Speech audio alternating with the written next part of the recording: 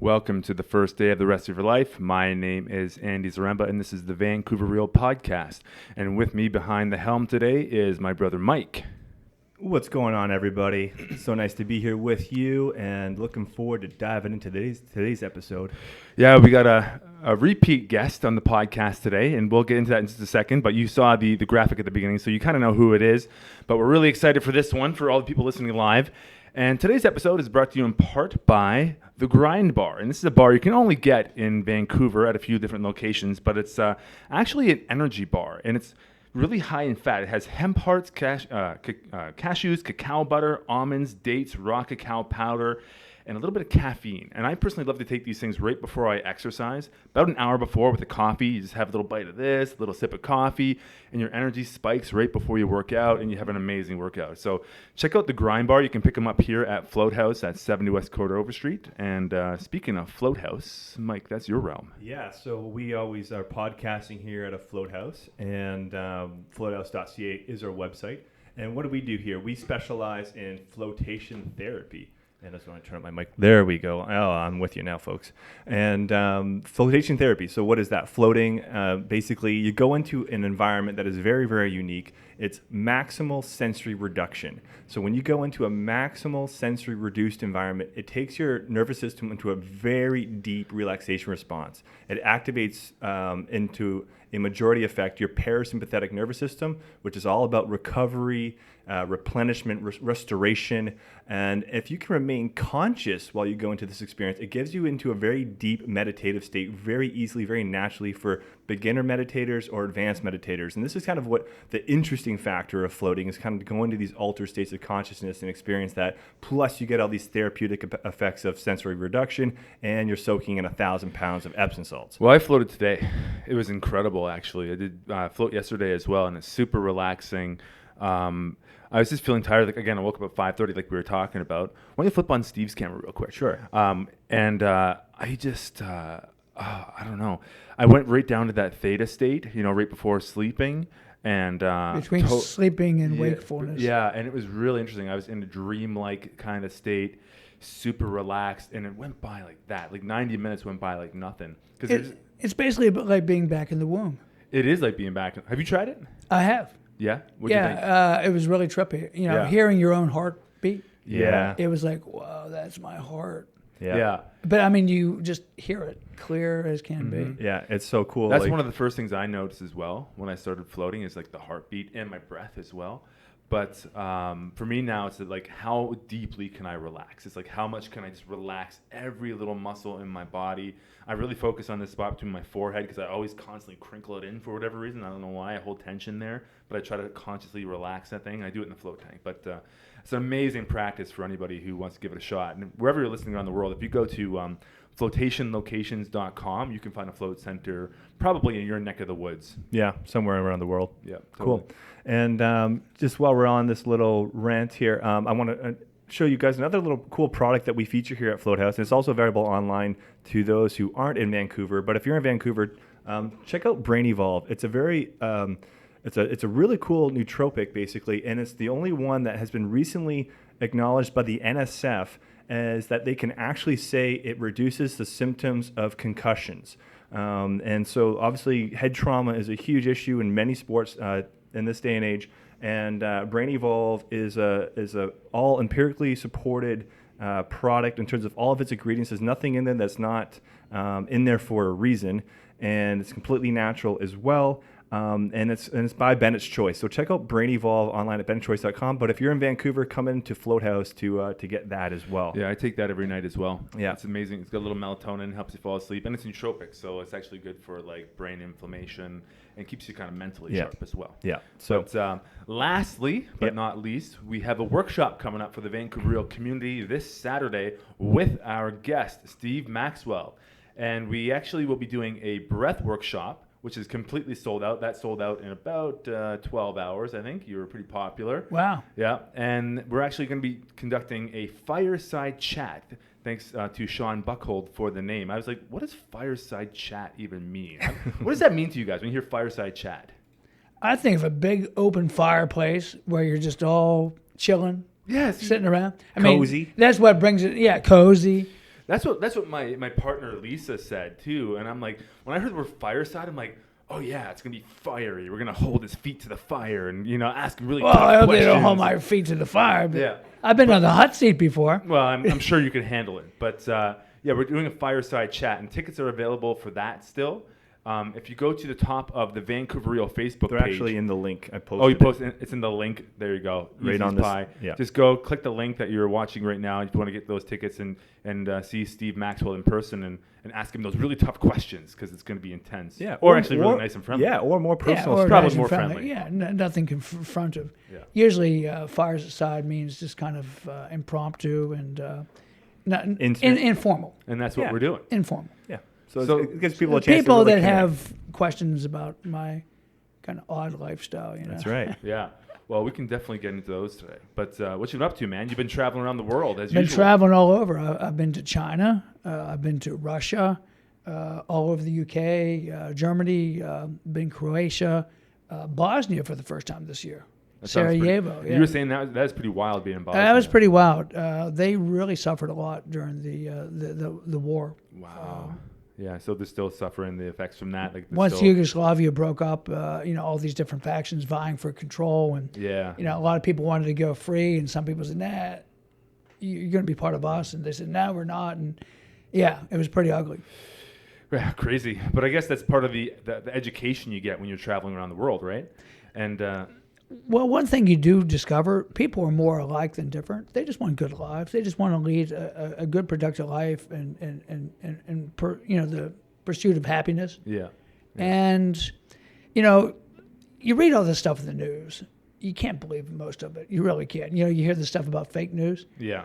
When you go to these places, people are really nice, really friendly.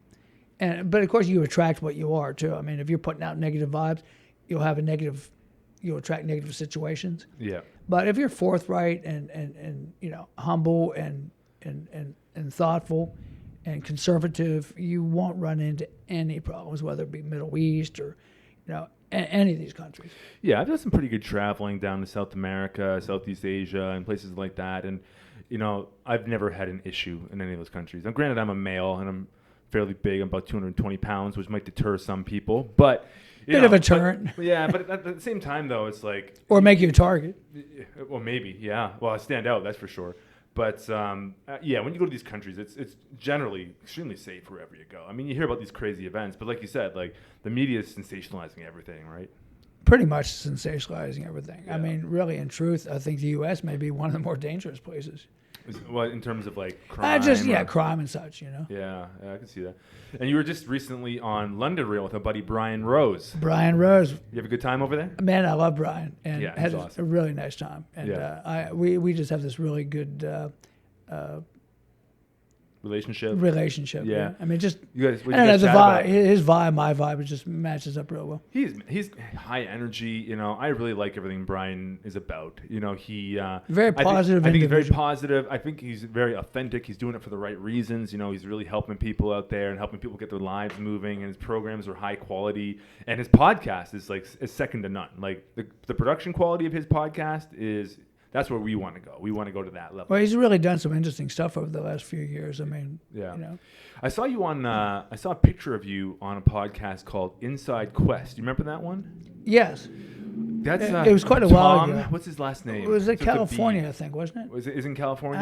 I don't know where he's based I don't out of. fully remember where that was, but I Yeah. remember being on it. But I just like where these podcasts are going right now. Like you see London Real, it's like super high caliber. And then I saw the Inside Quest one, and that guy looks like he's got a full-on studio built. Yeah, he has a studio. Did he built. have an audience as well? Yes, he did. Wow. Yeah, that was kind of cool. So he must. What's the deal with him? Did he get some money and really put some big money behind it to get it going? Like, do you know anything about it? Or To tell the God's honest truth, I just show up at these things. You I have no idea what. what I'm going to say, what I'm going to do. I'll get an invite, and sometimes Teresa, my assistant, my constant companion, she'll do a little research for me. But a lot of times I just show up cold. I have no clue. Yeah. Well, that one seems super impressive, and you were a pretty open guy. You seem like to just go with the flow. You just kind of keep an even keel. Every time I met you, you seem very, very steady. And I'm wondering if that's just like, the culmination of all the hard work you've done throughout your life, through all the training and the wrestling and the hard work and the combative sports and the breath work and everything else like that.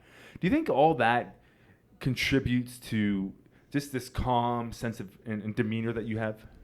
Well, I mean, once you've been through certain intense experiences, it gives you a lot of confidence. But I think even more than those things is the mental aspect. And I've done my share of meditation. We talked about that before the show, like with the float tanks and so forth. Yeah. But, I do some form of meditation every day. And What's your meditation look like usually? Usually I like the I am meditation, where you repeat the mantra I am. And get in touch with a very deep higher self, and you start to hear it echo back. Yes. That is your higher self speaking to you. I'll do either I am or just kind of like go into like the isness, like this is like just being, just like when you can kind of really tap into I am here, I am, not even I am here. That is. It's very expansive when you can kind of go down that channel. And you just repeat it like a mantra over and over. And then right. I am that I am. And then you start to get a little bit more specific. I am wealth. I am health. This type of thing. How long do you go I for am it? creative self-expression. Right. And I don't time it. I just go into the zone. I'm sure it'd be even cooler in one of your tanks. Yeah, totally. One of the things I want to mention, you guys mentioned that you use the Epsom salts. Yeah, we got about I'm a 600. huge fan of Epsom salts. Even for people that don't have a float tank, if you just get that stuff from the drugstore and dump it in a hot bathtub, it is fantastic for your joints. It's one of the best ways to get magnesium into your system. Yeah. A lot of people are a little deficient in magnesium, and it's really essential for joint health, muscular health. Right. It's very good for easing pain. So even if you can't get to the tank, you can always do an Epsom salt bath. Right. And that's not a bad little place to do a little meditation also. Totally. Not as good as the tank. Not bad. quite as good as the tank. You light a tank, You'll be you bumping light a into the candle side. and fill up the tub and Hey, it's pull relaxing. You just chill, man. Well, Yeah. you know what one of the biggest components of something like that is your intention. It's like, what are you bringing to it? What's your energy bringing to it? Like, are you bringing yourself fully to do this thing? And that's, you can, say that to anything that you do in your life. It's like, how much of yourself are you bringing to any single activity that you're doing? And that's what kind of gives it that, like, that underlying foundation substance of I don't know, of a little extra something, you know? And more attention. That's like where that connect. I'll say from my perspective, like you bringing spirit to it. You know Absolutely. what I mean? Bringing that kind of power to it. Well, the other part of the meditation then is I start doing a white light ritual where I'm literally breathing pure white, energetic, healing light into my body through my nose, down into my lungs, and then it just spreads out to every part, every cell is bathed. And I just think of this white light as love, the highest energy. And then I begin to image a crystal in my heart, the center of love, expanding and beaming light from within. And then I'll see myself interconnected with every other creature in the universe, like this interconnectedness between all people. And, I'll literally image those people that I need most being attracted to me and the people that need me most being attracted to each other and seeing that connection.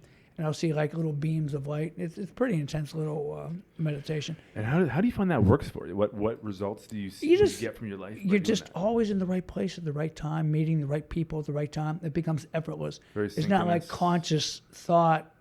It's subconscious. Your subconscious mind guides you to do the right thing at the right time. So you feel, like you live above the crazy world. You're kind of like floating as opposed to swimming. Right. Almost like surfing, Yeah. And, you're just always flowing into really nice situations. Right, yeah. And so forth. Avoiding dangers and so forth. Not consciously. It's just, you're just not there. For you. So, like I say, in the right place at the right time, saying the right things at the right time and so forth. And you do that every morning. Yeah, it takes work. I mean, it's like working out, right? You work your muscles, you work your heart and your lungs, right? But you got to work your mind too. I mean, it wasn't always that way. Yeah. Over time, you become much better at doing these type of meditations. Have you noticed a big shift in yourself personally by adding a meditation practice into your routines? Yes. I always did it, but not always with the kind of consciousness that I have now. I think as you age, you start to get a little bit more mellow, and you start to get a little bit more rational about a lot of the ways you think. And in truth, I don't really want anything. I just know that everything I need will always be there. So I don't have to expend energy on material desires. I just know that everything that makes life a joy and the things that I need will always be there when I need them to be. So you've cultivated this relationship with trust. With trust and faith. And faith. Faith is huge. If you have no faith, none of it works. If you're a fearful person, you have doubts, that kills it right there. Fear and doubt. If there was such a thing as a Satan, let's say, a devil, Sure. his archangels would be fear and doubt. So you got to eliminate the fear and the doubt. Right. And that's the thing. Like, you can, like, people, I forget who says this, but I think it's either a famous philosopher or a psychologist, like someone like Jung or something like that. No, it was Solzhenitsyn. He's an author, an 18th century Russian, author. right? And he was saying that, the line of good and evil runs right down the middle of every human heart. And how, like, we are super easy to shift off into evil land and, like, get on, like, a downward spiral of emotions and perspective and all that kind of stuff, and actually say mean things and do bad things and treat ourselves poorly. But yet we have the angel on the other side as well, like all those things. And it's like doing exercises like this that will take you into that more angelic, benevolent, self-serving, and serving of other side, making yourself fit for service as well, right? Absolutely. And it's the narrow path. Right. You can't stray. You got to stay focused. Right. And one moment of not being focused, you can fall into what I call the bardo, what you were just talking about, where you fall into a downward spiral. Yeah, and it's kind of like, it's they have like these pulls. Both of them have like a magnetic pull almost, and if you get tipped on one side too far or the other, like it's not. It's hard. It's you can feel like this pull, and it takes more inertia to bring you back. And likewise on the other side, it can actually pull you into that. Like, I'm sure now your practices are quite effortless and enjoyable, and like just so automated now. Absolutely, and a good part of that too is maintaining your physical health, because you can't concentrate on higher things if you're constantly battling sickness and pain and illness. You'll be pulled back into the body too much. So it's important to take care of what I call the horse that carries the spirit. Yeah. So you got to take care of that horse. That's where the physical part comes in. Right. If you just concentrate 100% on spiritual things, you will suffer because we are physical bodies. Sure. So it goes hand in hand. Right. But people that only concentrate on the physical and are just totally involved with their health and their diet and their exercise, but they don't pay attention to this higher part of themselves, are also missing the picture too. It's always that balance.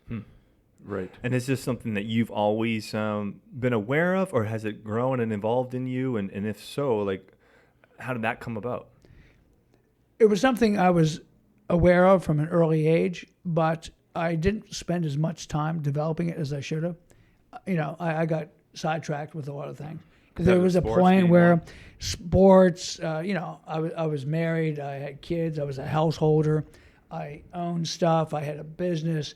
That can really sidetrack you to an extent. I'm not saying that you can't do these things while maintaining a household and being married and all that kind of stuff, or owning your own business. I'm just saying it makes it a lot harder because now your attention is like really divided out. So now that I have none of those things, I can focus a little bit more. Yeah. I try to use it as a practice because I'm in that world right now. I have a child, I'm running a couple of businesses, have my own house, so I'm like, I'm in that where you were. You know what I'm talking about. I know exactly what you're talking about. So what I try to do, this is the ninth bull of Zen Buddhism is actually, they go through these stages of the 10 bulls of Zen Buddhism. The ninth bull is actually coming back into the marketplace. So the eighth bull is you're isolated, you're meditating in a cave or whatever. And the ninth bull is you have to come back to the marketplace and live in the world, like live in and everything. Go to work, have a family, do all of that, and also maintain that center line, that spiritual practice, that presence, whatever you want to call it. Like so living in the world, but not of the world. Exactly. And in the world, but not of the world, but also being able to use every opportunity, like when you're driving and someone flips you off in traffic or honks at you, or there's a stress or at work or in a relationship, how quickly can you dial that back in and get to that center spot over and over? And you can use that as a practice. Like, how many times throughout your day do you have an opportunity to be like, oh, that could have pissed me off, but you just bring it right back to center? Everything's your guru. Like Kent Brunn said, just like anything can be your guru. Anything can like bring you back to that midline and pull you away from wherever, you may have drifted off or been caught off in some sort of thought storm or emotional tangent or whatever. You can. But that said, what can cue you back? So I'm in the storm. I'm in the storm of life right now, which I'm enjoying too. It's just a lot of stuff going on, right? However, I'm looking forward to the point of my life where I get to where you're at, and I get to just like have that freedom. And like you've really embodied this nomadic lifestyle, and you've done it very successfully. How do you like that kind of lifestyle? Living as nomad, living out of a suitcase in a different city every week. How does that suit you? Well, it suits me just fine. It started gradually, though. By the way, I sold my business, divorced, sold the business, moved in a little tiny house around the corner. The ex-wife and the kids had the big house, and moved from there into a camper van, and lived in a camper van. It was a really nifty camper van, by the way. It was like some bells and whistles in there. I had everything, man. It was like a Mercedes work van, about that size, 18-foot wheelbase. So it wasn't big, but it was just packed with all sorts of cool stuff, man. Nice. And drove coast to coast across the United States 8 times. Wow. Yeah, that was really That's trippy. enjoyable. I really enjoyed just driving and roaming around. Totally. Yeah. And then started getting back on the seminar circuit, and didn't know what to do with the van. What do you do with it, I mean, you can put it in storage, but, I just couldn't see that I was going to be living in it anymore because I was just on the road so much. So I sold it. Speaking of the power of the internet, I was in Cologne, Germany. The van was being stored in Seattle, Washington, and I sold it to a guy in L.A. through the internet. I mailed him the keys and the title. He wired me the money, and he trusted me that, I advertised it properly. Right. I was very careful to delineate every dent and every little thing that was wrong with it. Right. And he picked it up. He was thrilled. I was thrilled. Wired me my money. That's amazing. Yeah, it is amazing. I was such a non-tech guy. I didn't even have a cell phone until I was like in my 50s, and didn't even know how to use a laptop. Still don't, actually. Thank God for Apple products, because they were perfect for guys like me, non-tech guys. iPads and iPhones, I can. Do you think you can even run your business and your lifestyle the way it is now without the technology we have available to us? Like, oh, no, because I make my living online. I do online personal training, and I sell products on my website, mostly downloadable videotapes, and that's how I also advertise my workshops and seminars and such. How did you build that out for yourself? Because that's a goal for a lot of people these days, is to get an online business, potentially live a nomadic lifestyle. You can work from basically anywhere. What was the process like of getting that business started up? Well, originally I had some people just, email me, like friends, what should I do? What kind of workout can I do? Here's my goal. Can you help me? It was like emails. And I thought, wait a second, this is kind of cool, because you can really help people. The kind of person that doesn't need to be handheld through a workout, let's say, they're motivated enough to train.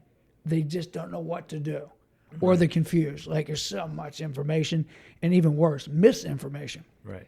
Like people advertising silly stuff. And well, anyway, I won't get into that. And I realized, wow, this could be a really good service. So why not just have people send me a picture, a whole questionnaire about their lifestyle, so I can give them an assessment, what their goals are, and then create workout programs, and then later diets. Of course, I'm not a nutritionist per se, but I think over my, the course of your career and I mean, knowledge I've been a professional since 1970. I started in the fitness industry. Wow. So it started. I've tried every kind of organically. diet there is. So I let people know, listen, I'm not a doctor, I'm not a nutritionist, but here's what's worked for me and hundreds of people that I've worked with. Yeah. And try this. Right. And so I do that for people, and I've had great success rate. And I'll change the program every now and again. And people have been very happy. And of course, I don't expect people to stay with me forever. Obviously, you get them going for a year or two. Yeah. And then a lot of times people are ready to go back on their own. But you'd be surprised how many times they come back. What they like is the discipline Right. of sending me training logs Accountability. and accountability. And they just like knowing that someone's on the other end reading their programs and making suggestions and upgrades and so forth. So it happened fairly organically. Setting It up just this happened whole business. organically. One And guy now- became 2 guys, became 3. Now I have like over 50 people that I work with online. And they pay just like a monthly fee. like a membership. Like kind a, of thing. like a online subscription. Right. There is, to separate really serious people from time wasters, I have a $500 sign up fee. Right. Okay. That separates serious from qualifying non-serious. them right away. Well, if the guy's just a time waster and just wants a program for Emails $150 and then just cancels as soon as he, no. I want someone that is really invested, because I feel it's going to take me at least a year to 2 years to really help these people, especially if they're obese or really deconditioned. Right. It's going to be more than just like a 2-month program or something. Well, How do you get hooked up with your workshops? Do they find you and reach out to Just you? yeah, it just pretty happens. much- yeah. Like the meditation I was telling you about. Yeah. The people that need me most and the people I need most. I just get these emails from heaven, Yeah. and it just comes. Yeah. And or I'll meet people, or I'll meet a person at a workshop that says, "Hey, I own a gym and blah blah blah. I'd love to host you."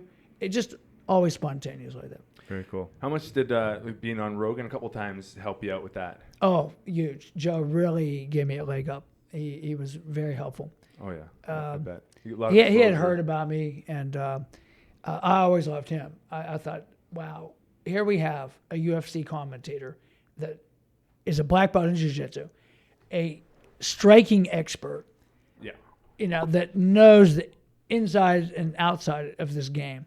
And I mean, it just makes him such a great, and plus he's so quick-witted.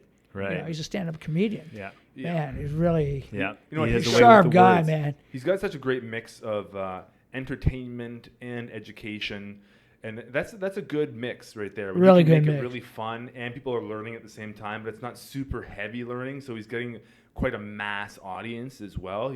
He's got something really incredible. Well, he definitely going has a on there. huge MMA fan base. That for sure. I'd like to see him spread out more, though, and do more non-MMA related stuff. Yeah. Well, he's I mean, he has a nice little hunting, niche right?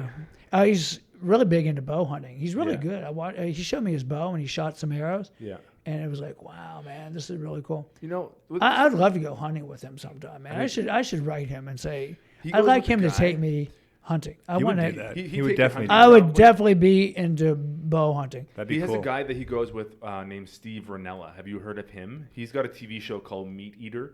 I think And, he mentioned this guy, but yeah, and I that's- never met And him. that's who I think Joe goes hunting with. He did a couple episodes on Meat Eater as well. Him and Cameron Haynes, I And think. Cameron too. Haynes, yeah. So like those two guys are I think his hunting buddies. So like I don't know, if you email Joe, he'd probably He'd say, hey, say, man, hey, let's come out with us sometime. You know? Go to I'd Pennsylvania. like to get a bow and practice, man.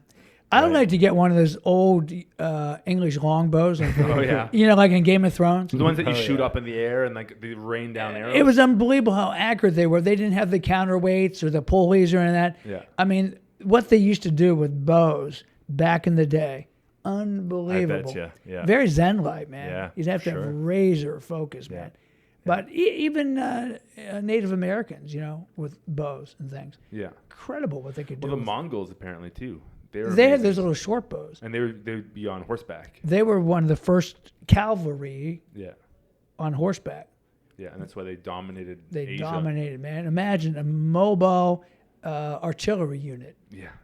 That's what they had. super mobile. Yeah. They just put up, cover the sky with arrows, blacken the sky Sure. from horseback. It's like, damn, it's hard to Yeah. beat those guys. Yeah. I think it worked for him too. Can you imagine?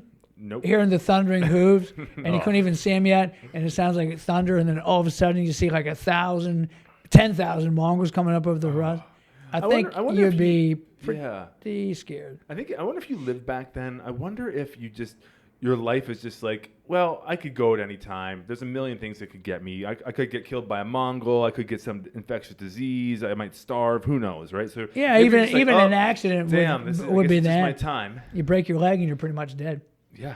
So exactly. yeah, life is cheap. Like, life is short. I wonder if they had maybe they didn't take it so seriously. You know, maybe it's like if something happened to them, it wouldn't be such a big mourning. Big, oh, you hear about Mike? Yeah, not too bad. They got him, the Mongols. Oh, well, how you doing? How's the wife? You know, it's more casual as opposed to just like. You just wonder, you know. You know, if it wasn't such a big deal. And you wonder too, like, you know, now they're finding that the Neanderthal was interbreeding with modern human, and they found that a lot of our DNA comes from Neanderthal.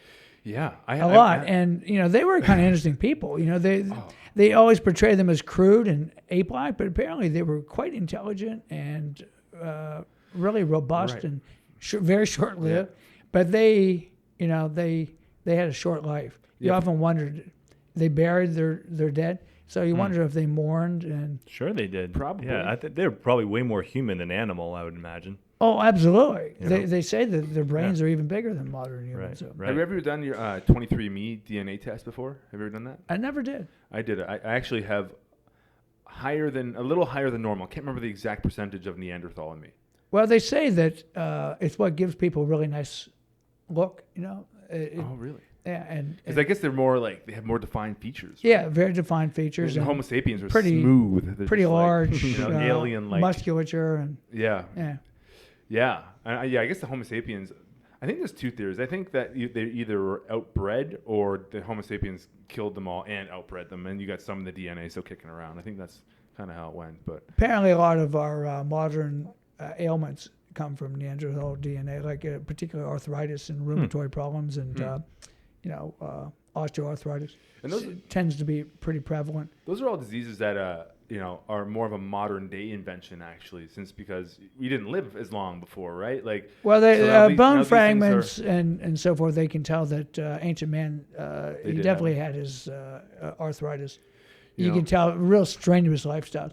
You can't lead the strenuous life without paying the price. Right. You know what? And this is the one thing that it's been on my mind personally for a while now.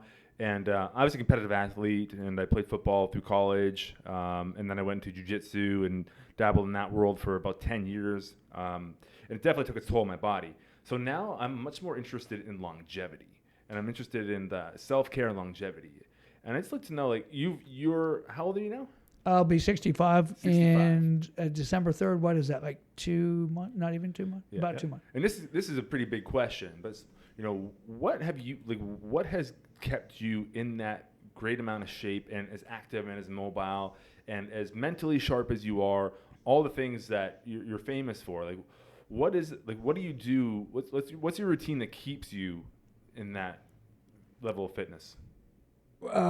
First of all, I'm not guided by motivation. By the time you've been lifting for about 3 to 5 years, you've pretty much hit your genetic limit. You're not going to see too much improvement. That's a disappointment to some, but it's God's honest truth. You won't hear that from the muscle magazines. You're just not going to improve that much. And once you're past your 40s, it's all downhill. But you can slow that down to a crawl. So you're not going to set any new PRs if all of your motivation is based on how much weight you can lift or how many pull-ups you can do. You're going to be sadly disappointed because you're not going to be able to keep that up. See, for me, training is a discipline. I think discipline trumps motivation. I'm not motivated to train. I do it as a discipline because I know I should and I know it's good for me. And I know that the alternative is to really age very, very quickly. And I prefer to stay as agile and mobile as I can.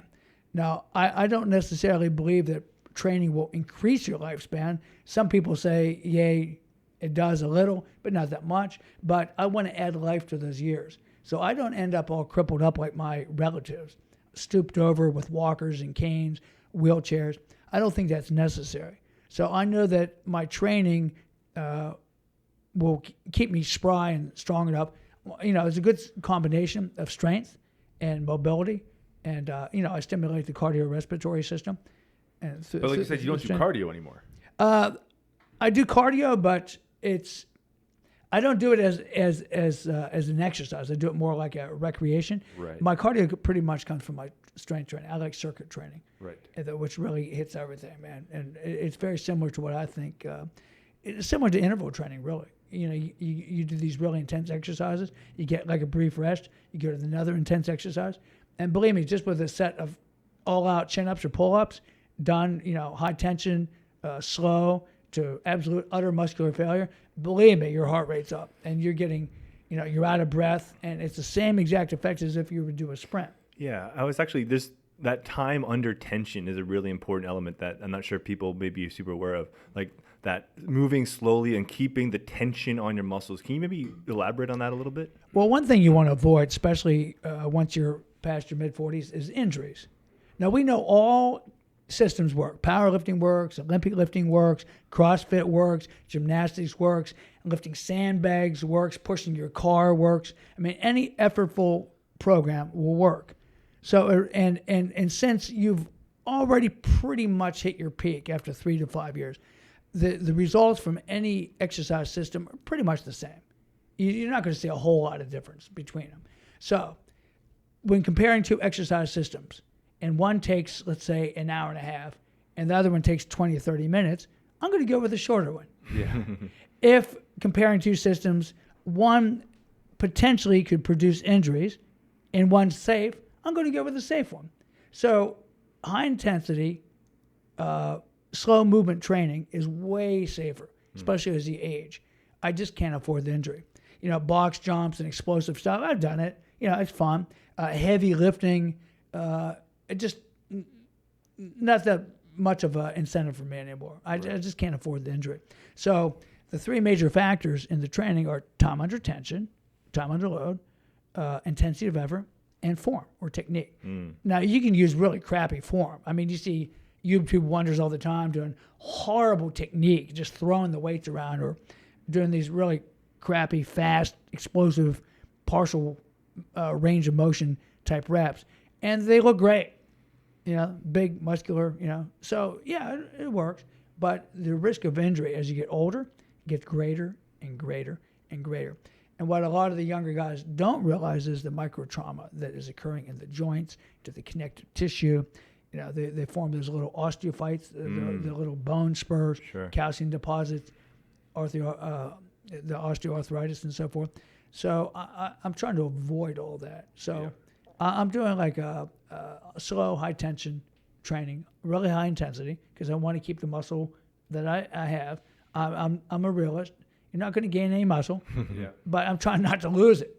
Right. And it's a really nice way of training. And it feels good in my joints. I always feel better. And the other thing I tell these younger guys, look, man, if you're hurting yourself training, you better take a hard look about what you're doing. If we play football or soccer or basketball or get on the jiu-jitsu mat or if training MMA or something, okay, yes, you expect to get hurt. Of course you're going to get hurt. That's just a given, right? Yeah. But with supplemental training, it should prevent injuries, not cause. So if people out there are getting, jacking their shoulders or hurting their backs, well, they better take a hard look. What are you doing and why are you doing it? What's the risk to benefit ratio? What's the sustainability of this type of exercise? And they better take a really hard look, because I'll tell you, as you get old and you get hurt, wow, it takes a lot longer. Way longer. Yeah. Man, you remember back in your football days or my wrestling days? Absolutely. Dude, you could get jacked up, no and man, 2 or 3 days you'd be back in the mat again. Yep. I wrestled at Division I NCAA. Man, we were always jacking ourselves up. But you'd be right back there, Yeah, exactly. It definitely has declined for me. So that's your exercise regime that you stick to. What about nutrition, diet nutrition? Like, how do you eat, and what are you eating these days? Well, I've tried almost every diet under the sun, and for fat loss, all diets work the same. It's a reduction of calories. Doesn't matter what it is. So I tell people, look, the best diet is probably the one you can stick with. if you're fat. But you got to reduce calories. It's kind of like a controlled starvation. It's an induced starvation, voluntary induced starvation. You must starve yourself because you're not going to lose fat unless you really cut the calories. So your body is forced to burn up that fat. Right. Simple as that. Yeah. But not easy. Simple. Calories out. Yeah, simple but not easy. Yeah. And the big enemy for most people is this fear of hunger. This slightest little tummy rumbling, and people will just completely break their diet. They literally panic. That's instilled in your mind from a very young age, by the way. Misguided. Don't miss your breakfast. Loving but misguided mothers. Sure. Oh, you got to eat. You're throwing your guts up with the flu. Oh, try to get something down. You got to eat. It's like, no, everything. You can survive a long nature's time. telling you, man, don't eat. So you a fan? I'm a huge in fasting too, by the way. I was going to ask you. So, what do you know about fasting? What's your opinion about that? Well, digestion takes a lot of energy. Yeah. And it can be a burden if you're overeating or eating poorly. I'm an avid food combiner, in that I'm careful the way I mix foods. I call it crowded nutrition, when you're mixing all this stuff together in one meal. If you're young, you can digest it. I mean, when you're young, you can eat rusty nails and digest it. But as you get a bit older and your digestive power begins to wane, if you're mixing too much stuff in one meal and it requires all these different sets of enzymes to digest, it really burdens your digestive system. And it's taxing on the body to digest it. And you get these partially digested protein and carbohydrate molecules passing through the gut membrane, and it creates a lot of inflammatory response. So for that reason, I simplify the meals. So I'll have like a fruit-based meal, sometimes with a little yogurt, sometimes not. Sometimes nut meats, but I'm careful not to overeat them. Nuts are pretty high in calories. Yeah. I'll have a starch-based meal with vegetables or a salad. And then I'll have a protein-based meal, also with either cooked vegetables and or salad. And the base of the diet is fresh produce, fresh fruits, fresh vegetables, because the fruits and vegetables have all your not enzymes, but cell salts. Right. And enzymes. Yeah. Is exactly what I meant. Yeah. And a lot of people will take the kombucha or the yogurt and stuff and try to encourage bacterial digestion, but enzymatic digestion is the superior process. So if you're not getting the fresh produce, you're probably lacking those enzymes necessary for good digestion, and then not overburdening the digestion. So 2 to 3 meals a day, 5 hours apart, sometimes longer, and just very limited amount of food per meal. Nothing before bed, no snacks. And I like fasting in the morning. Like I hate to call it intermittent fasting, but I'll push breakfast back. Right. Because your body is very, very busy getting rid of metabolic waste from the day before. So when you have a big breakfast, right, you are really preventing your body from getting rid of this metabolic waste. It interferes with that whole process. Right. So it's better to allow the body to go through the elimination, and then I like to earn the breakfast with a little some type of exercise. Then I'll eat. Yeah, I feel like I'm preparing my body. I found sometimes, like when you miss that breakfast, and if you're not used to it, you might feel that hunger come in. But after an hour, it's like it goes away. It does. And then actually you feel really good. You feel like you have this nice, stable stream of energy, and you don't Stored feel body fat, baby. right. The And highest you're not, form of not energy. hungry. So that's when you're getting into ketosis? I don't go into ketosis, No. but I am definitely burning body fat, because what else am I using for fuel? Right. Right. You know what I mean? And you can even eat carbohydrates and still burn fat. You're always burning fat no matter what. It's just that you burn fat a little bit more easier when you're in this fasted state. What do you think about the ketogenic diet? It works. There's no doubt. I've had plenty of people. One of my mentors, Dr. Gregory Ellis, was huge into the ketogenic diet, and I did it for a number of years myself, and with good success. I don't fare badly though on carbohydrates, and they're delicious. Yeah. And I don't have any problem. However, I will say this. If I do start to put on a little unwanted body fat, the first thing to go is the starches. I'll just eat fruit with a little dairy, perhaps, and meat of, fish, chicken, eggs, or whatever, with raw vegetables, maybe a little cooked vegetable. And I'll go on that for weeks at a time. Right. Until I feel like I'm, back to where I want to be. Yeah. And, but, let's go back to that hunger thing. This fear of being a little bit hungry. A lot of people don't know what true biologic hunger is. I would say most people in modern society have never actually experienced true biological hunger. They think that little tummy rumbling is hunger. In reality, it's just an over-acidic condition of the stomach. You drink a big glass of water, it goes away. Or, like you said, you get preoccupied with a creative project. And have you ever been into a creative project like woodworking or building something around the house, or maybe a deadline? You're writing something, a deadline, and all of a sudden you look at the clock and say, "Oh my God, I forgot to eat. I missed breakfast and lunch." It's happened to me many times. Yeah. Creative self-expression. What people are really hungry for is some type of creative self-expression. Right. And instead they dull all that with gouging themselves with food. Right. And for many people, food is like this emotional balm. It's like a drug in a way. Mommy gave you the cookie because you were the good boy, or that little slice of pie or cake, that nice dessert because you're a good boy. Comfort food. Yeah, comfort food. Oh, baby bruised his knee here. Here's this popsicle, a little ice cream. I mean, it's. What's the longest fast you've ever done? 14 days. Wow, 14 days. And how did that feel at the end of that? Euphoric. Wow. You become euphoric. Yeah, your senses become crystal clear. You also become like an ace predator. What does that mean? Your predatory instincts kick in. Wow. You're sharp. Because I guess at that point, your smell, your taste, hunt, right? your eyesight. Yeah, you're ready to go out and hunt That's awesome. and kill something. I just did a 3-day fast. I've been playing around with fasting a little bit myself, and for day 1 and 2 were hard. Day 2 was the worst, and I woke up at like 3:30 in the morning, couldn't get back to sleep, so I just stayed up.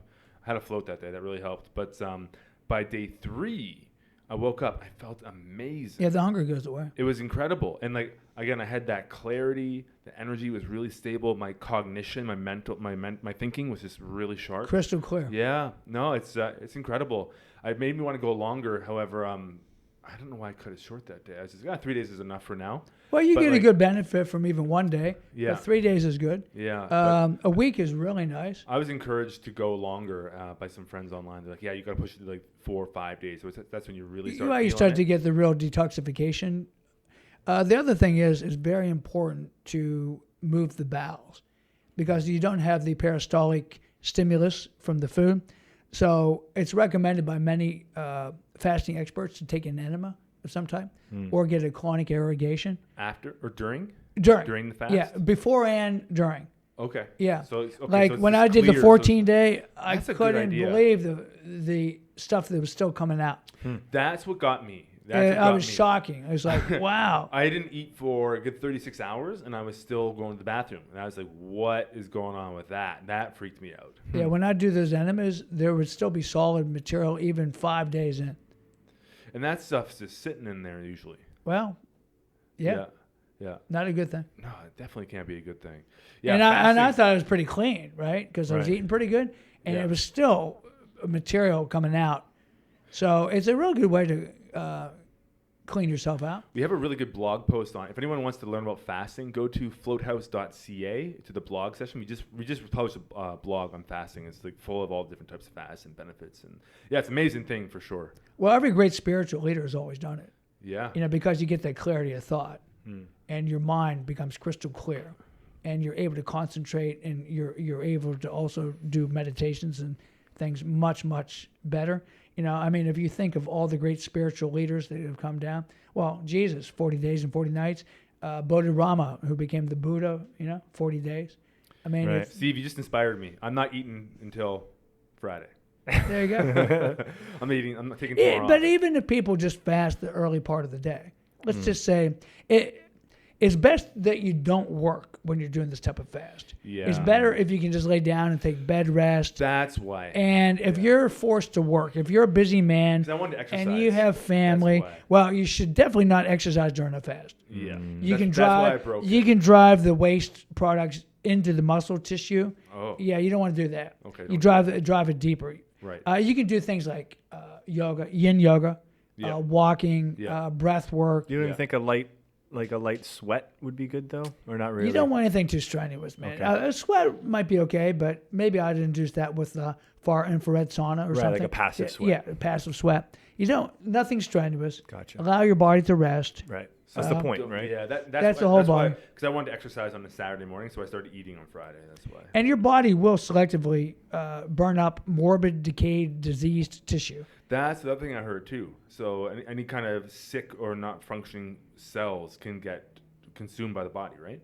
That's correct. Your body in its wisdom is not going to just go to, healthy tissue. Right. It's Muscle going cells, to get rid of all the morbid, decayed, diseased tissue first, That's one of the theories. Of course, people say, oh, well, where's the studies? Well, you ain't going to find any. First of all, medical people, they want you to take these harmful drugs. I mean, I don't want to get in a big thing about, anti-Western medicine, but you're not going to hear this from your doctors because they're not trained in it and they don't believe in it.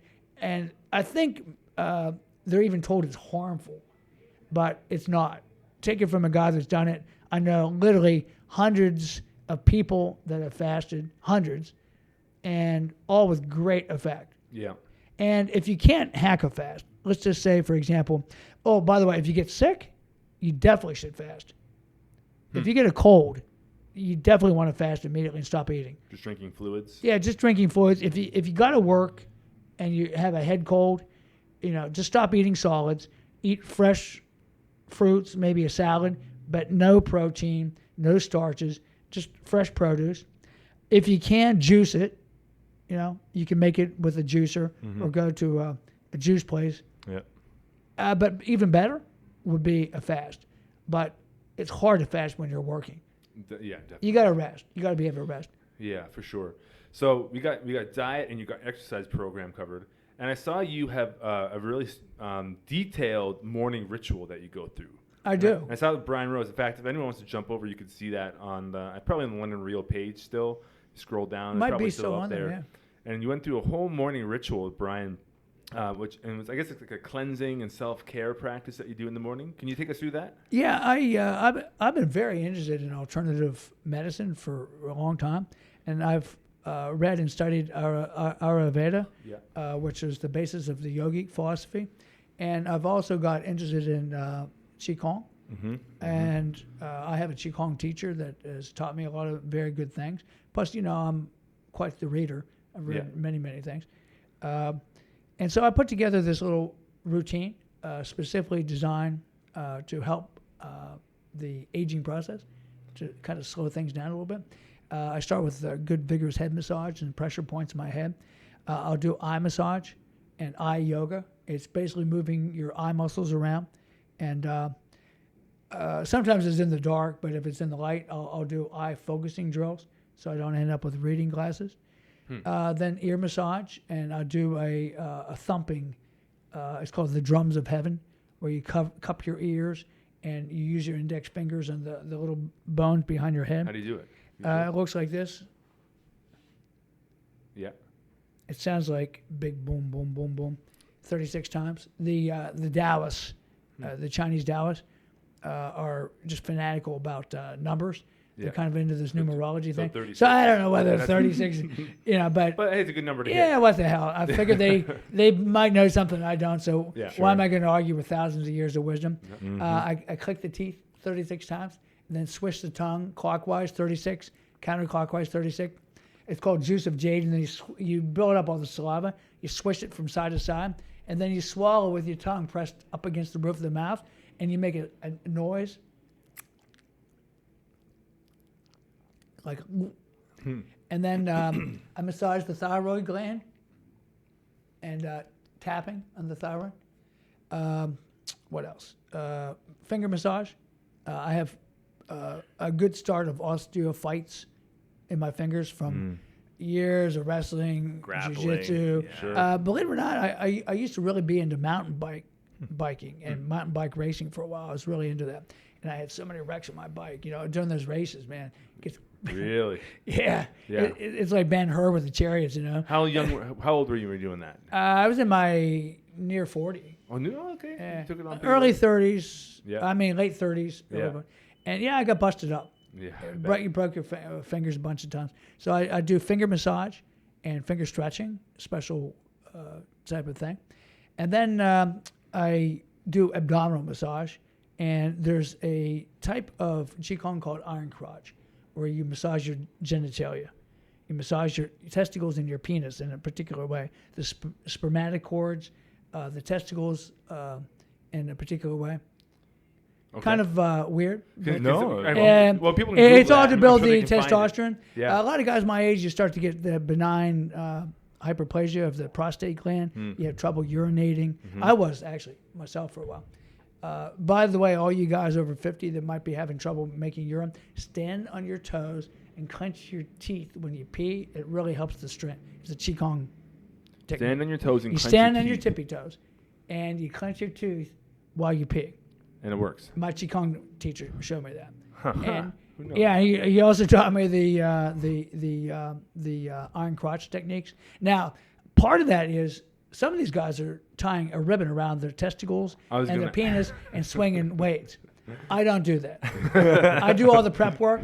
I think the prep work of the massage of the testicles really stimulates the glands. Sure. And Yeah. there's tapping, pulling, massage. The one exercise, the deer exercise, where you cup your testicles in your left hand and rub clockwise the lower abdomen 36 times, and then you switch and then go counterclockwise while you're pulling up with the perineum and basically pulling up in the muscles that keep you from going to the toilet. Yep. That has real good benefit. Even if you just did that one, that can really help guys with urinary problems, Right. premature ejaculation, and so forth. But all these exercises keep the blood flow into the penis and the testicles, and I believe it definitely keeps the T levels up without having to resort to drugs. Very interesting. Because once you start taking the testosterone replacement, basically your balls shrivel to the size of raisins, and you are incapable of producing your own testosterone for life. It doesn't reverse itself. You basically are buying your male essence in a bottle from the doctor. No, thank you. I do not want to give a doctor that power. How common is? I mean, I've trained naturally my entire life. The only thing I've taken is like protein, and I've taken creatine monohydrate before, multivitamins, that sort of thing. And you see a lot of guys at the gym that are just, you kind of know when they're real ripped and they're just real and they're really big. And pimples. And the acne, The acne. for sure. It's how common do you think that is? I think it's really common. Yeah, I heard in Vancouver, actually, it was one of the highest rates in Canada for steroid use, actually. Even in junior high schools, the football players are taking this stuff now. They're getting it, it's fairly prevalent, but there's a huge price to be paid. And, you're playing with fire. There's no free lunch out there. Anyone that thinks they can take a shortcut. So what do you think, what can happen to you if you start playing with Well, that first stuff? of all, you can't make your own testosterone anymore. You're going to be dependent on this stuff forever. And eventually, your T levels slam off. Also, your estrogen levels climb. You've heard of the gynecomastia, where you get the you get breasts. the breasts. Like Yeah. a lot of these guys are having this stuff even now, like young guys. You know, Right. it's just not worth it. You can do it natural, man. Yeah. And just accept the fact that you're going to freaking die. I mean, people are so afraid of death. Right. Yeah. It's just one more adventure. I mean, everyone's born, right? And we all celebrate. So we also know death is just as common as birth. Why is everyone so afraid? That's a good question. That's a good And, why is it so? Why do we mourn it so much? Too? and That's another what thing. is that all about? And these are a lot of times, like in a lot of religion. Let's say Christian religion, Catholicism, Orthodox Christianity, right? They believe in heaven, right? Well, why aren't you smiling and really happy that your loved one has gone to heaven? Right. Yeah. You must not really believe it, or Right. you wouldn't be crying and so upset and so fearful. Right. If you really believed it, then I guess you would assume that you'd see that person again, right? You would think, if you believe in Orthodox Christianity like that, or mainstream Christianity. I have my own point of view on that. Yeah. I do believe we're all immortal and individual and universal. I do believe that death is just the beginning, but. So do you think like your spirit's going to continue on after your body shuts down? Yeah. I mean, energy can be neither created nor destroyed, right? And what's the highest form of energy than the human soul? Right. And yeah. So, I don't know how it's going to happen, but I just know nothing to be afraid of. And no sense being too worried about what's going to happen anyway. True. Yeah. So, I mean, it isn't rational, really. It's totally irrational. So, does that mean I'm going to just go out and tempt fate and walk in front of a bus? No. You know, I still feel I have some stuff to do here. But I'm not going to be preoccupied one way or another. So do you ever get people kind of, because you're very into, you want to be functional, longevity, keeping things healthy.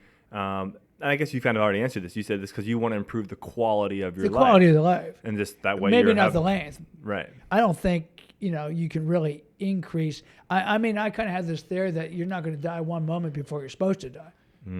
Yeah. So that's why I don't fear flying or any of this stuff. I mean, when it's time, it's time. But in that time, I want it to be healthy and I want to feel good. And I do not want to die the last 20 years of my life sitting on a wheelchair or some old folks home. So you want high quality of life.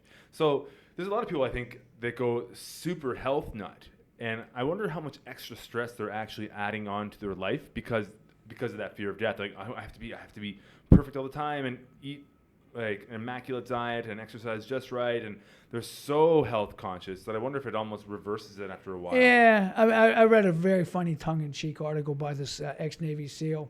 It was like a spiritual guru. Yeah. And life is too short not to eat the sticky bun. Yeah. You got to have the sticky bun now and again. But I'll give an example. Early in my life, I had a very good mentor who kind of turned me onto the spiritual path, taught me my first meditation. He actually took me down to Virginia Beach to the ARE, the Association for Research and Enlightenment. It was that Edgar Casey thing. That was my very first experience, right out of college, a young guy. And one time we were sitting in a restaurant, and the guy next to me was smoking. And I hated smoking. I hated everything about it, and I hated smokers.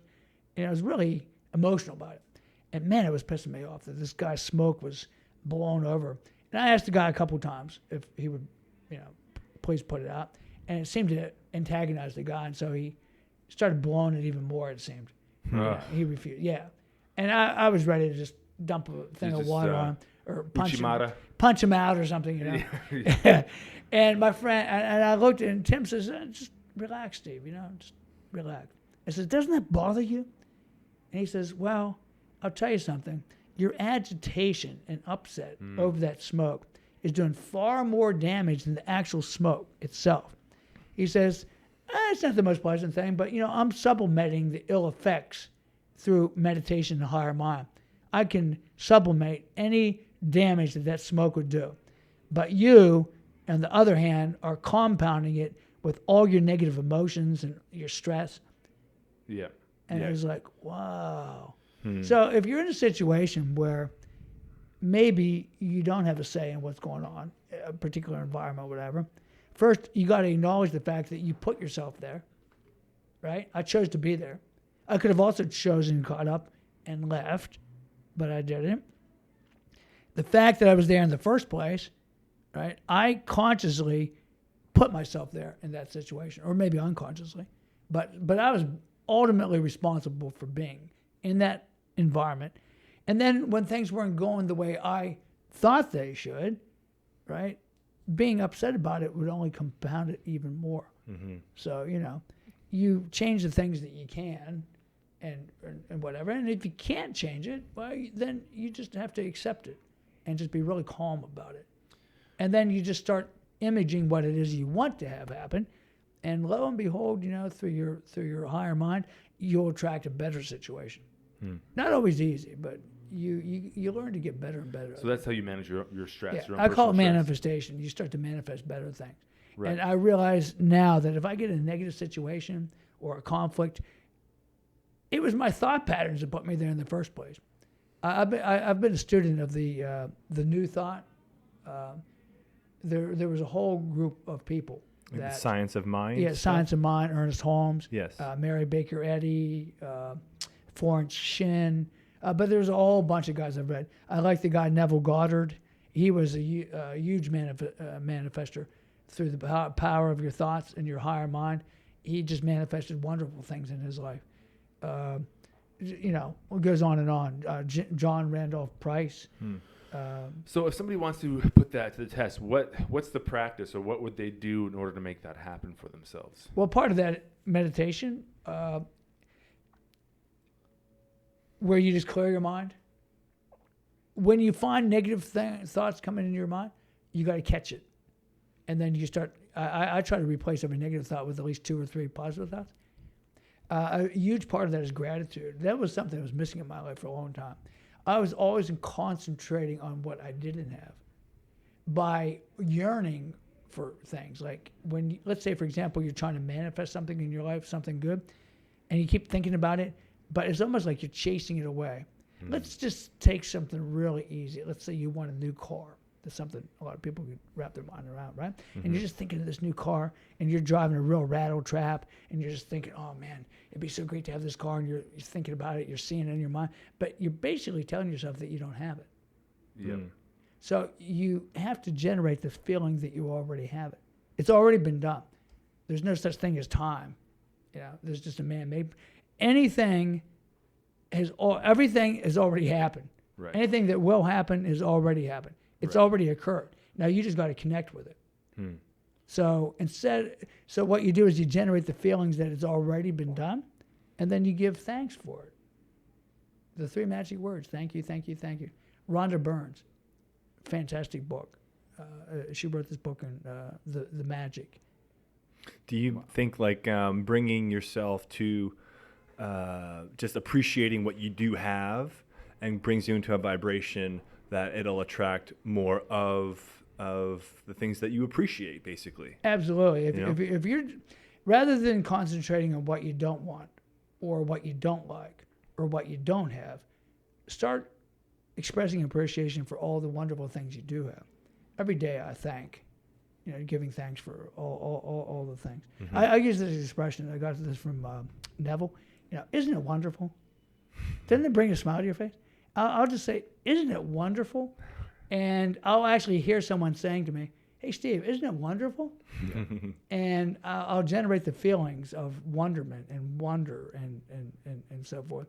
And it's just amazing how just good things start coming into your life. And I really, honest to God, believe that we all have this power and that you can manifest really goodness in your life. But if you doubt it, it ain't going to happen. There's plenty of people who say, that doesn't work. Well, of course, it's not going to work for them.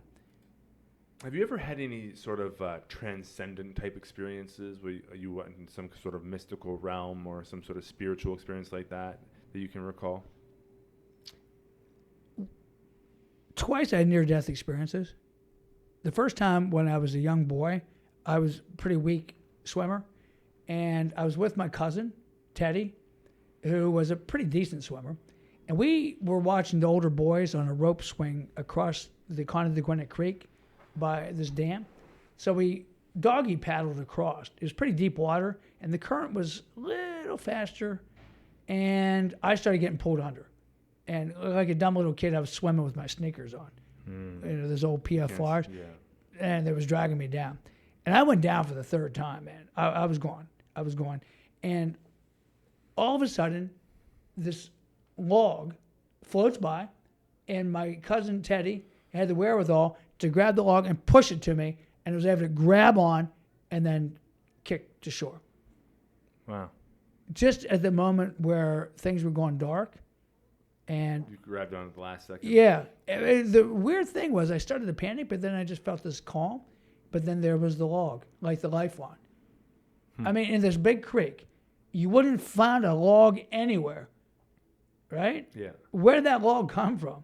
It just came. That was wild. That was pretty mystical. Right. Have you The second time was I was in Key West, Florida, and I went, the most southernmost part of the United States. Oh, yeah. They had that little, that little dot.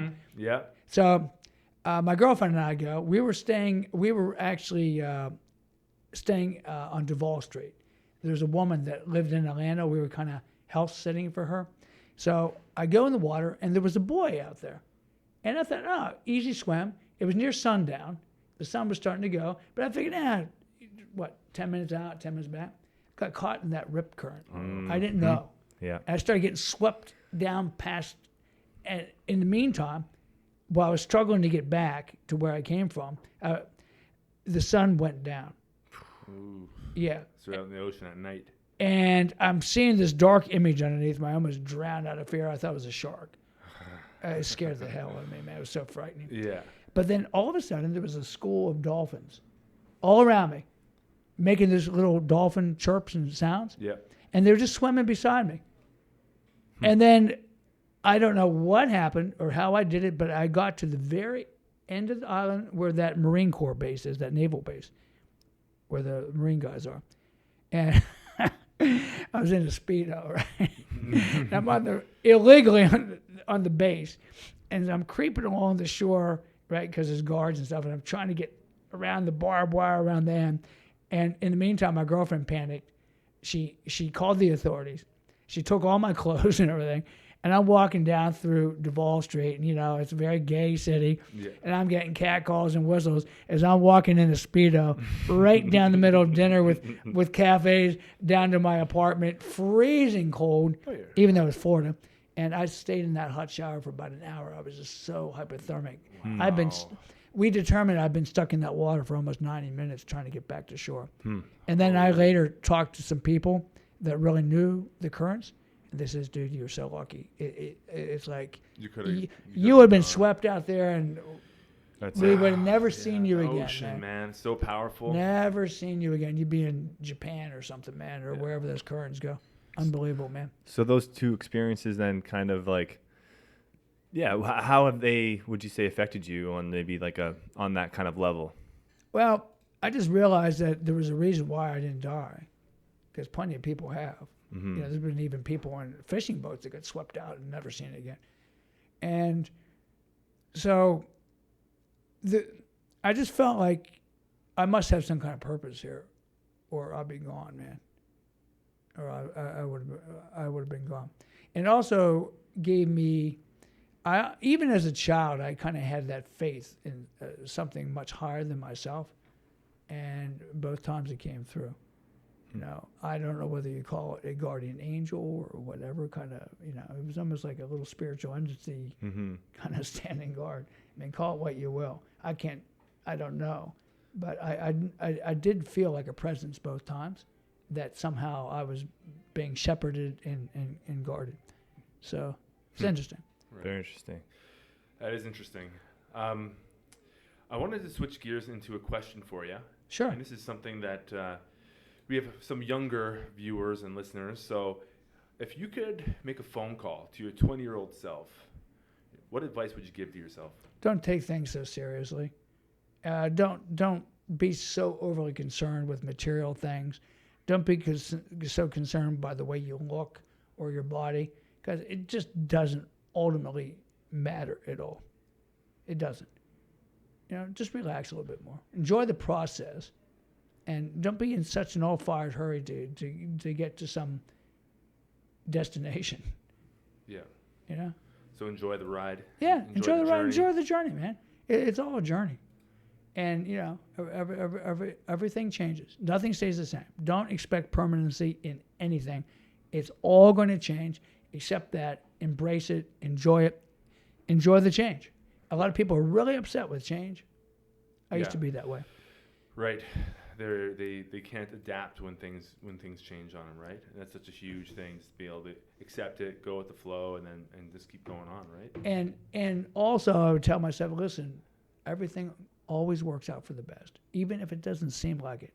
Seeming disasters are often blessings in disguise. So even though it's the old dark is before the dawn. Yeah. Just realize that this too will pass, and whatever it is upsetting you today in 5 years, It won't matter. It ain't gonna matter. You just Especially when you're young like that. When you're young like that, everything seems to matter.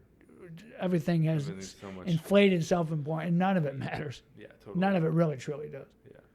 And another question for you. This is the last question I have for you, actually. And if you could wave a magic wand and change anything you wanted to about the entire world, about people, about the planet, what would you change? And I'd have why? pull-up bars in every city park and playground. I'd make sure that every kid had the opportunity to pull his own weight. I think it could really, really help. So many parks and things, man, they just have this awful, craptastic, plastic playground stuff. Let's get people pulling their own weight and working out again. I would definitely do that, man. Just making everybody. I'm being a little tongue-in-cheek, but yeah. Why for not, sure, right? man. That's a good place to start. Right? Yeah, it's a good Taking place to care of your start. Yeah, bodies. just taking care of your body and giving kids a chance to like pull your own weight. I think it's probably the most important exercise you can do. I think when you're saying that, the thing that popped in my head about pull your own weight is kind of like a responsibility thing too. Like, be responsible. Be empowered to be responsible. That's and, right. and accept that responsibility and actually be thankful for that responsibility.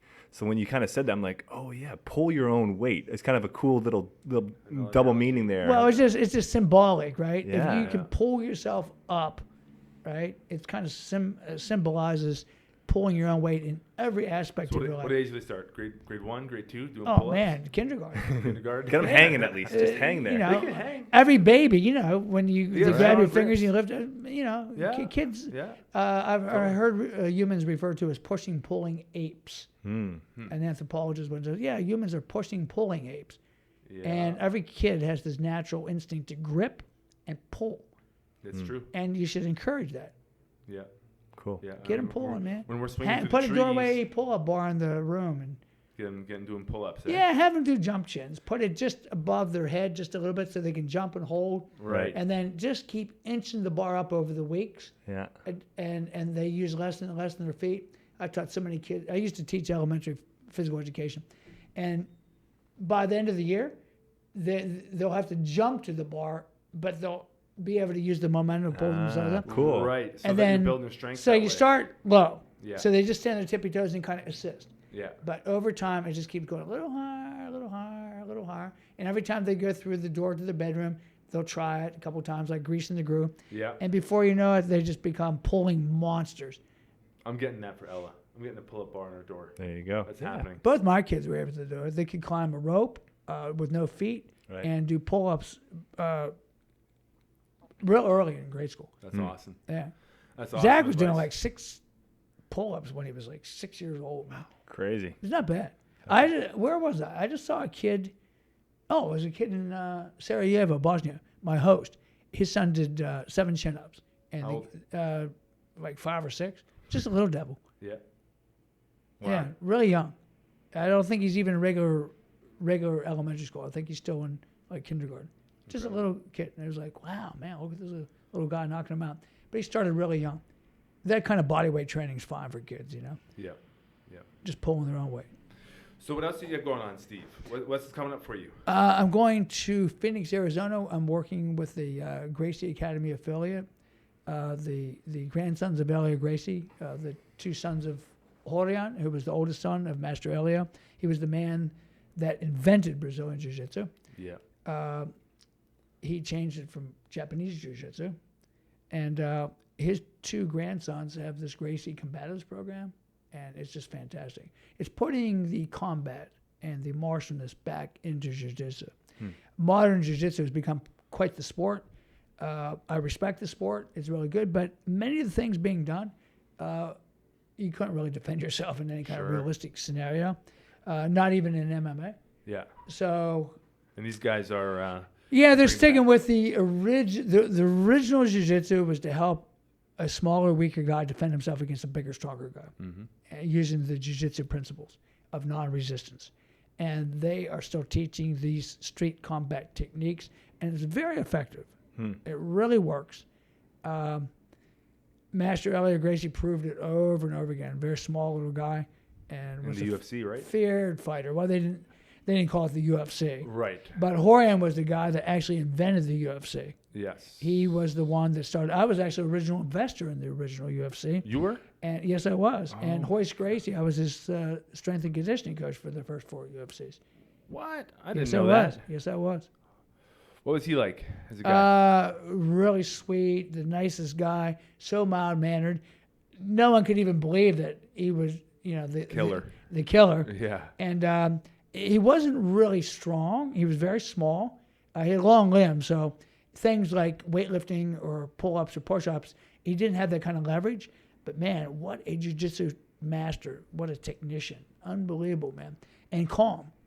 Speaking of calm mind, and he fought monsters. Some of those guys outweighed him by like 80 pounds. Dan Severn, for example. Kenny Shamrock. And when I first saw those guys, I thought, oh, my God, what's Hoist going to do against these monster guys? I mean, I knew jiu-jitsu was good, but whew. And that was back in the day when no one knew what it was. Right. Yeah. And you could plainly see, like, wow, if you don't know, you're in trouble, man. It's true. So a little guy like him proved just how effective combat jiu-jitsu can be. Now, of course, everyone knows jiu-jitsu, and many of the more lethal jiu-jitsu techniques have been taken out. For example, the up kick, for example. Yeah. I didn't even know that. An up kick to the face is lethal, but it's so lethal you couldn't really do it in a sportive aspect. Right. I think they do it in MMA. You're allowed to kick to the body, but not the face, and you can't kick a guy when he's kneeling. Not in. If he's on his knees or a knee, But didn't you cannot kick, and when a person's standing up, you cannot kick. Now, some events, like in Japan and stuff, they still allow up kicks. I just saw a guy get cold cocked, like out. The dude in the bottom kicked him flush to the face, and he was out. It's horrible. It was a Japanese event. Yeah. Brainy But ball. yeah, they have to do it, or it wouldn't be sanctioned, Yeah. But like making guys wear gloves. Well, your guillotines and your chokes is so hard to set when you got those big, thick old gloves in there. Yeah. So in the old days, like if a guy's covering up his neck, right? You used to elbow in the back of the head or the back of the neck, or rabbit punch. Right. And you're going to very quickly get the guy disoriented, and you can secure the choke. But you can't do that. So a guy can really, clam up, and you can never get the choke. Right. So I mean, little things like that. Yeah. For Yeah. sure. So you got Jiu-jitsu man's good weapon. And where is that? That's Phoenix. in the workshop. Phoenix, Arizona. Phoenix, Arizona. Yeah. It's on my website, maxwellsc.com. Perfect. All right. All my events pages there where I'm going to be next. And we got fireside chat on Saturday. Yeah, won't that be fun? That's gonna be nice. We're gonna bring some marshmallows gonna out. be We're really gonna make nice. s'mores. No, it'll be good. It'll be a good conversation. So Oh, and then I'm going to LA to the Gracie Academy in Torrance near Redondo Beach. oh nice. And I'm going to be with Hiron and Henner, two of my all-time favorite guys. Very cool. I'm doing Jiu-Jitsu for a Lifetime workshop there.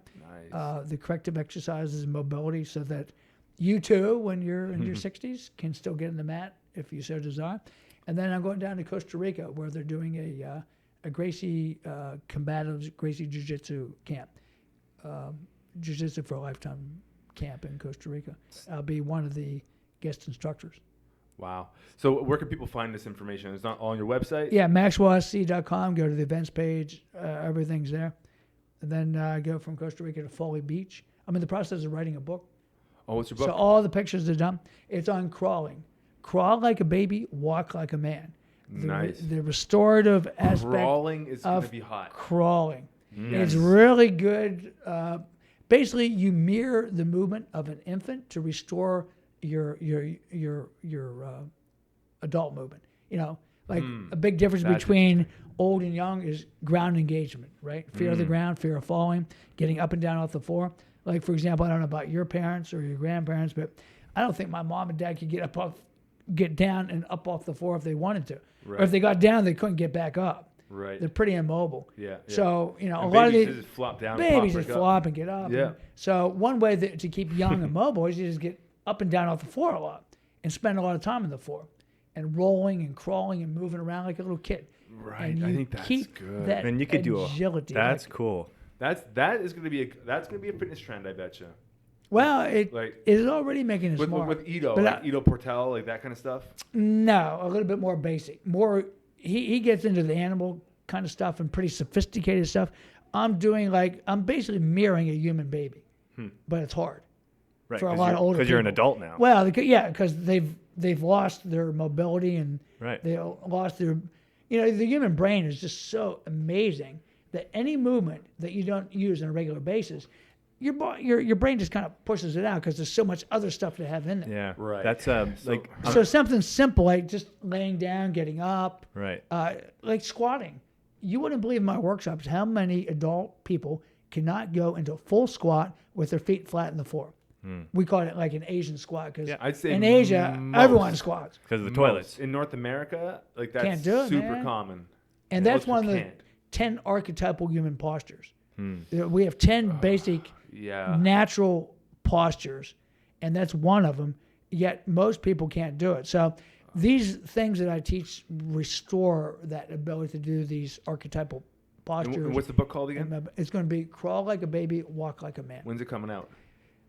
As soon as I write it. I have a publisher in Germany that's been pushing me to do it for a while. So they're aiding me. So right now I have all the pictures. And then there's also like a barcode that you can take your iPhone and play a video of the same thing. Nice. So it's like a big picture book because Right. I'm not really a writer, but I can sure describe the heck out of a picture. Yeah, for So sure. I have all the pictures and everything laid out. So I'll write the intro and then I'll describe all the exercises and what it does for you.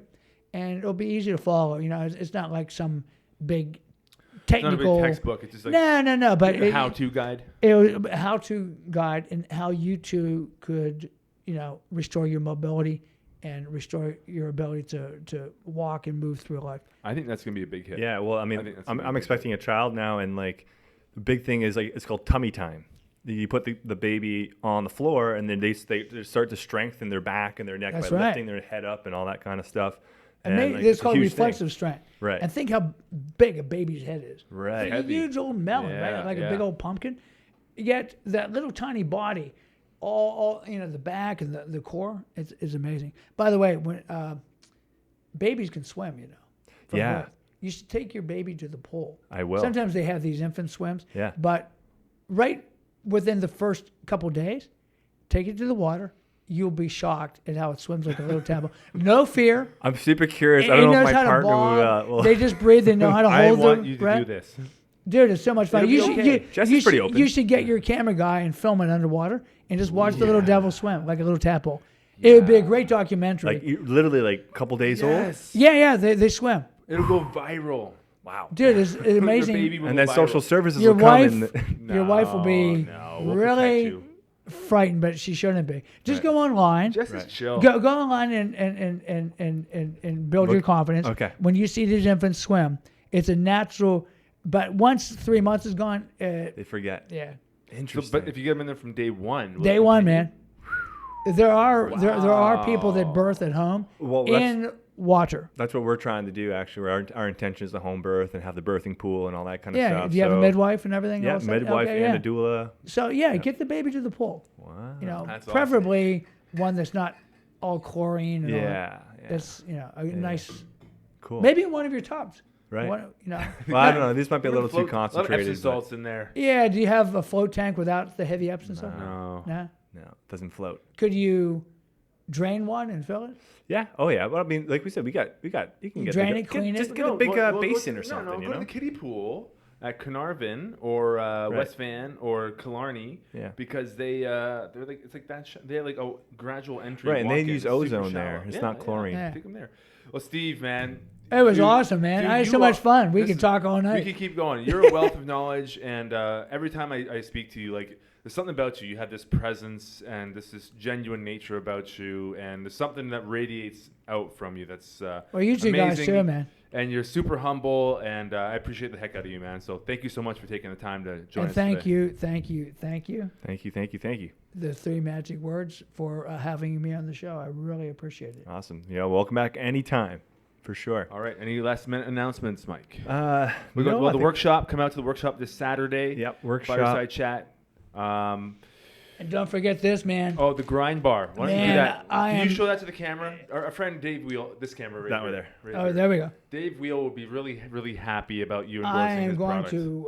We'll give you a couple of them. Yeah, give me a couple. Give- I want to try, man. If you make a post about it, tag the grind bar. Dude, I'm gonna he'll have be one over the tomorrow moon. before I do my little Zen meditation run Pick up a grind bar for in sure. Port Townsend, Washington. I'm gonna run through the state forest woodlands and There you go. fuel myself with this. Thegrindbar.ca, I think, for online information and orders. Or grind bar, yeah, and orders as well. Yeah, everything. Actually, It looks Dave, like you got to get your website up. awesome yeah, stuff, man. Yeah, for sure. Facebook Awesome. for now. Well, thanks a lot, Steve. That was amazing. Welcome back to Vancouver. Even though it's short, we're going to enjoy you while we have you here. And, for all your flotation needs, go to floathouse.ca. Use the promo code VancouverReal. Get a 20% discount on a single float. Brain Evolve. Pick some Brain Evolve up online or at one of our float centers. And also Vancouver Real meetups. Join the community page. Just look for Vancouver Real Community. Type that in the Facebook. Join the page. Get involved. We have free activities every single month. Every month we do free workshops. So come out, meet us in person. And that's all I got for now. Connect, baby. Connect. So All right. until next time. To whatever is. To Thanks for whatever listening, is. babe. Thanks. All right.